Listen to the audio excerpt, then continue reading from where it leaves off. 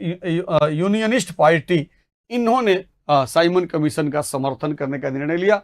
यहां पर ध्यान रखना, डॉक्टर भीमराव अंबेडकर ने साइमन कमीशन का समर्थन करने का निर्णय लिया था और डॉक्टर भीमराव अंबेडकर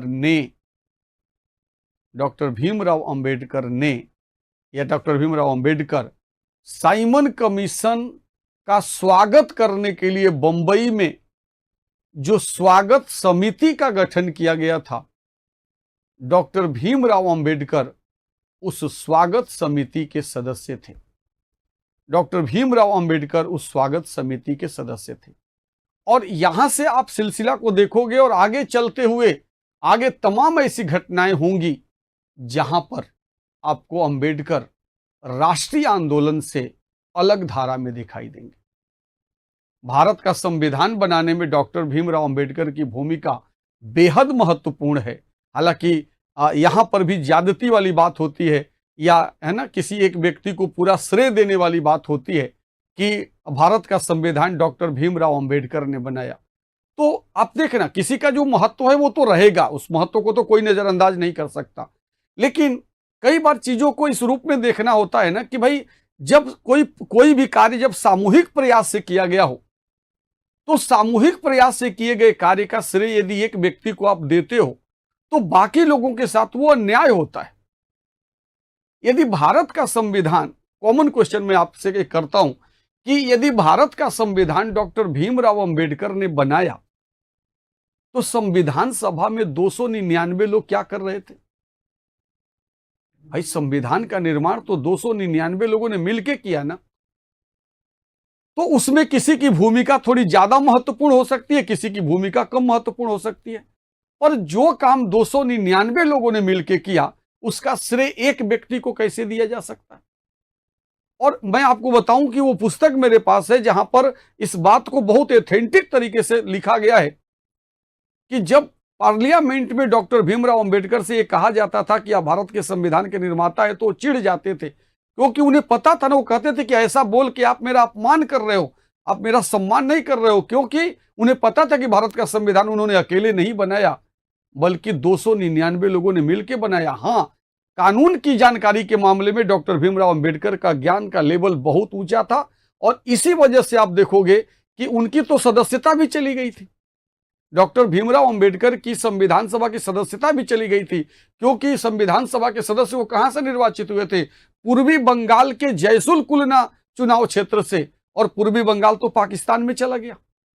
तब उनकी सदस्यता भी खत्म हो गई। तब गांधी जी और बाकी लोगों ने प्रयास किया कि डॉक्टर भीमराव अंबेडकर का संविधान सभा में होना जरूरी है, इसलिए बंबई की पूना सीट से M.R. जयकर को त्याग पत्र दिलाया गया, जो ऑलरेडी संविधान सभा के सदस्य थे, और फिर वहां पे बाई इलेक्शन या उपचुनाव करा करके डॉक्टर भीमराव अंबेडकर को संविधान सभा में लाया गया और प्रारूप समिति के वो अध्यक्ष थे और उनकी भूमिका संविधान के निर्माण में बेहद महत्वपूर्ण है।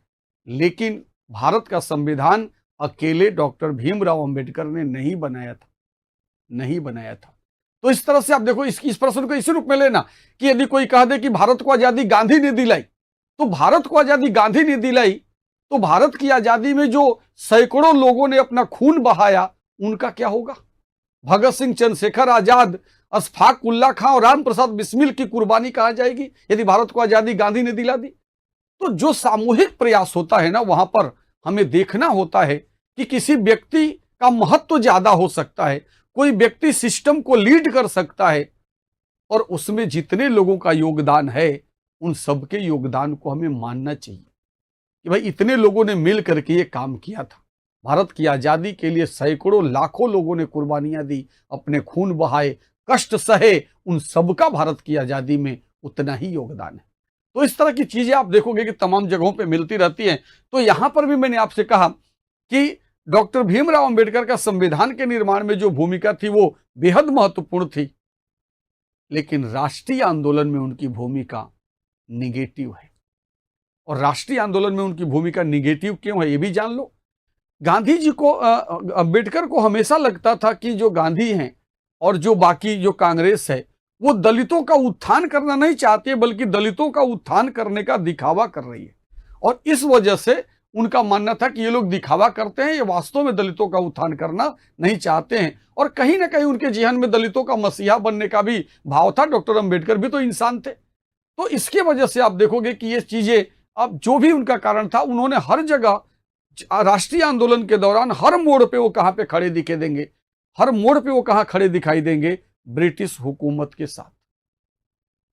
और इसीलिए आप देखो, अभी गोलमेज सम्मेलन जब हुआ तो गांधी जी जब गोलमेज सम्मेलन में भाग लेने गए तो वहां पे डॉक्टर भीमराव अंबेडकर ने दलितों के लिए पृथक निर्वाचन की बात की, जिसकी वजह से वो सम्मेलन असफल हो गया। इसके वजह से 1932 में रैमजे मैकडोनाल्ड जो ब्रिटेन का प्रधानमंत्री था, उसने क्या किया, उसने सांप्रदायिक पंचायत की घोषणा किया और दलितों को अलग पृथक निर्वाचन का अधिकार दिया। जब कांग्रेस की 8 प्रांतों की सरकार ने त्याग पत्र दिया तो अंबेडकर मुस्लिम लीग के साथ मिलकर के मुक्ति दिवस और धन्यवाद दिवस मनाएंगे। तो जहां जहां पे राष्ट्रीय आंदोलन की कंडीशन होगी, वहां पर डॉक्टर भीमराव अंबेडकर राष्ट्रीय आंदोलन के साथ न होकर के बल्कि अंग्रेजों के साथ होंगे या मुस्लिम लीग के साथ होंगे। अब उनका जो मकसद रहा हो, जो उद्देश्य रहा हो, है ना, जो भी कंडीशन रही हो सकता है कि उनका मानना हो कि दलितों का उत्थान तो ब्रिटिश हुकूमत के सानिध्य में रह के ही हो सकता है, इसलिए उन्होंने किया हो, क्योंकि कुछ बातें पर्सनल हो सकती हैं, लेकिन जो योगदान है, जो संदर्भ है, उस बात को हमें जरूर जानना होता है। तो यहां पर आप देखोगे